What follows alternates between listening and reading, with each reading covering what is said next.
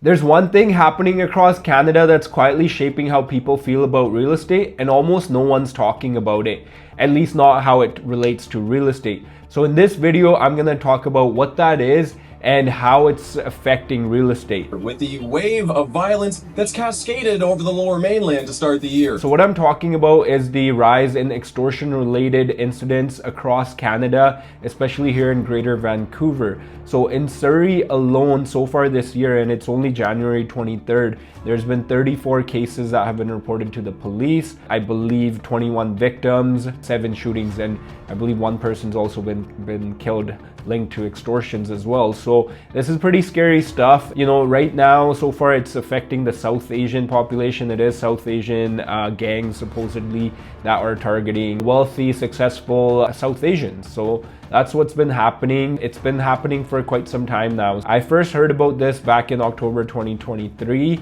It was in Edmonton. So some builders were receiving phone calls saying, hey, you know, you got to pay X amount of dollars for protection, otherwise bad things are going to happen to you. So, and then shortly afterwards, a bunch of homes started getting burnt down, new construction homes or homes that were under construction. And I've actually got a friend out there in Edmonton who's in the construction industry who personally knows some of these builders who were targeted. So it started in October 2023, and then I think in December of that same year, there were some letters going around in Abbotsford to businesses that, hey, you know, you got to pay X amount of dollars, I think something like $2 million. Otherwise, bad things are going to happen to you. And they were targeting business owners predominantly. And then in January 2024, I think a community leader in Surrey held a town hall where, you know, all the people who were affected kind of discussed this. So it kind of continued throughout 2024. A few people were killed in 2025 related to this. And I think then the government set up a task force. But here in January 2026, it's kind of just gotten out of control. Like I said earlier, it's affecting the South Asian community mainly. I'm gonna kind of, you know, tell you what conversations that I'm hearing from people. So like I mentioned earlier, it's affecting the South Asian community. And so, you know, I'm Punjabi, I'm Indian. So I have a lot of people, a lot of clients that, you know, I'm talking to on a daily basis, and a lot of people are very fearful. People are thinking, hey, what's happening to Canada? There's no, you know, law and order, there's no safety, right? So a lot of people are just thinking about the long-term future of Canada. I mean, if this doesn't get sorted out, I think people are gonna lose confidence. People have already lost confidence in safety, and you know, if you don't feel safe in a place, then are you really gonna live there? Are you going to continue to invest there? Are you going to continue to run your business there? And, you know, people are saying, hey, it's only affecting the South Asian community. So, you know, what's it to us if you're not part of that community? Well, the thing is, I mean, the South Asian community makes up a big portion of Metro Vancouver. I think it's something like 400,000 people out of, you know, 2.5 million people in Metro Vancouver. Surrey alone has 200,000 people. Abbotsford has 50,000 plus people. And it's not only, you know, happening in Abbotsford or Surrey. It's happened in Surrey, Vancouver,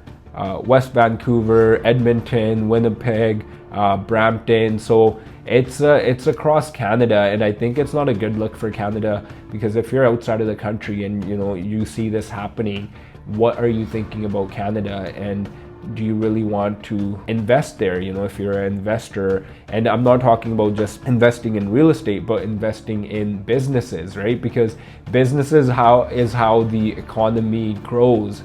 If we have successful businesses, people make money, right? People hire employees, they make money, and in turn, those people who are working there have a good living, and then they can buy a house. So I think it's a silent demand killer and a sentiment killer, right? I mean, we've already had so much bad news with what's been happening in Canada in the Greater Vancouver region, right? We had the BC First Nations land claims that have spooked a lot of people of, you know, are they even going to continue to have their property rights and all that sort of stuff, right? And I'm not going to get into the politics of it, but what my point is that it just affects how people feel about real estate their thoughts around it. And at a time when demand's already been killed, this is just another thing in people's minds, especially in the South Asian community. A lot of people are considering leaving the country. There's a choice between, do you want to live here or die or move out, right? They have also targeted prominent artists, like musical artists, singers in the Punjabi community. There's videos they've posted of them shooting these artists' home. These are famous people that they've targeted as well, and some of them don't even live here anymore. They've left the country.